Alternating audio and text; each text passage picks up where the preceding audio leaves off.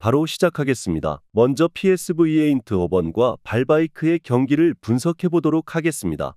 PSV 네덜란드 일부 1위 승승승승무입니다. 별다른 이슈가 없는 상황입니다. 그나마 지난 경기 시타르트에게 무승부를 기록한 것이 당혹스러운 일이기는 했지만 지난 경기에서도 경기를 완벽하게 지배한 것은 확실했던 상황입니다. 애초에 올 시즌 매우 강한 압박으로 전방에서 상대를 나오지 못하도록 하는 능력치가 뛰어납니다.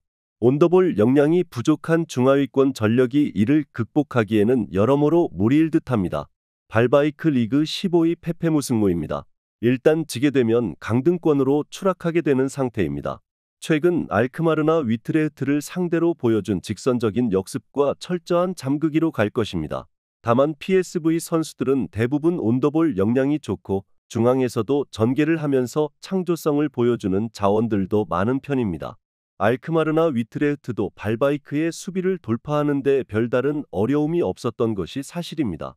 공격적으로 플레이를 하는 상황에서 중하위권 전력이 이를 돌파하는 것을 어려워하는 양상이 짙은 모습입니다. 발바이크가 그나마 공격을 할 수 있는 플랜은 직선적인 역습이기는 하나 시즌이 강호들의 공세를 버티지 못하고 있다는 점이 크게 느껴져야 합니다. 에인트호번의 승리를 예상합니다. 다음은 스파르타 로테르담과 헤이렌베인의 경기를 분석해 보도록 하겠습니다. 스파르타 리그 8위 패승승패승입니다. 헤렌벤을 상대로는 강한 편입니다.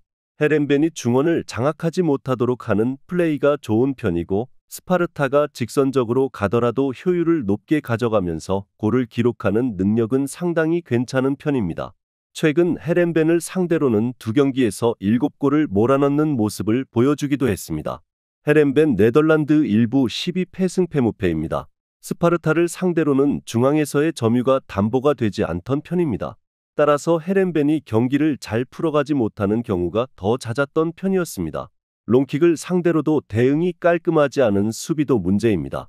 홈에서 엑셀시오르나 볼렌담을 상대로도 멀티 실점을 허용했는데 스파르타에게 최근 다실점을 허용하는 것도 이와 무관하지는 않다고 볼 수 있겠습니다.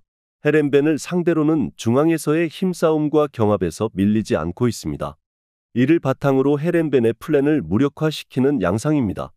헤렌벤이 롱킥을 가는 팀에게도 수비적으로 안정적인 모습을 보여주지 못하고 있다는 점도 포인트가 될 수 있을 것입니다.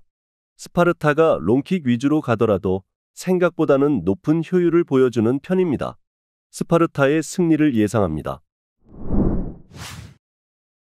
다음은 비테세와 아약스의 경기를 분석해 보도록 하겠습니다. 비테세 리그 18위 패패승패승입니다. 최근에는 강등이 확정된 이후로 더 힘을 내고 있는 모양새입니다. 하지만 PSV나 네이메언 등 공격적으로 운영하는 화력 중심의 팀에게는 무력한 모습을 선보이고 있는 모습입니다. 아약스를 상대로도 화력을 견뎌내야 할 우려가 상당히 있을 것입니다.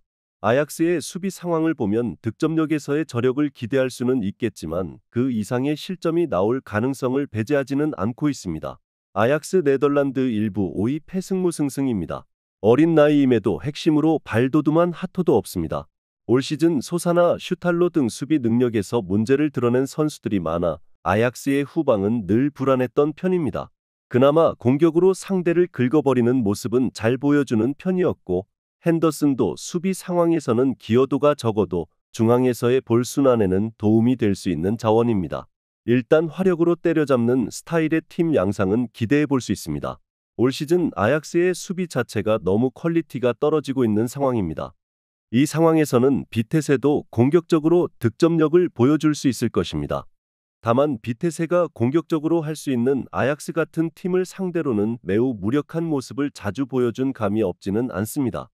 오버 3.5 양상 속 아약스의 승리를 예상합니다. 마지막으로 즈볼레와 트벤테의 경기를 분석해 보도록 하겠습니다.